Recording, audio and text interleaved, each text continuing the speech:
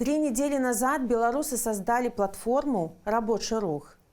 И за это время к ней присоединились 13 тысяч человек. 13 тысяч смелых белорусов, которые готовы объединить усилия, защищать свои права и готовиться к стачке. Платформа «Рабочий рух» создана не только для заводчан. К ней могут примкнуть все – частный бизнес и бюджетники, социальная сфера и промышленность, военные и транспортники. Словом, абсолютно все работающие белорусы.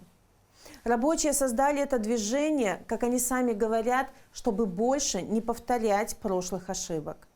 Чтобы совместно прекратить выполнение работы по всей стране с целью исполнения наших неизменных требований. Остановить насилие, освободить заключенных по политическим мотивам и провести новые, честные президентские выборы. Но рабочий рух не остановится и после этого. Движение продолжит защищать права участников после нашей победы. Рух уже выдвинул требования к демократическим силам. И я, Светлана Тихановская, и вся моя команда соглашаемся с ними.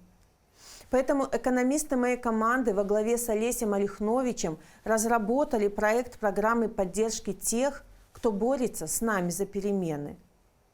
Он включает восстановление в должностях, отмену долгов по контрактам, компенсации, кредитные и налоговые послабления.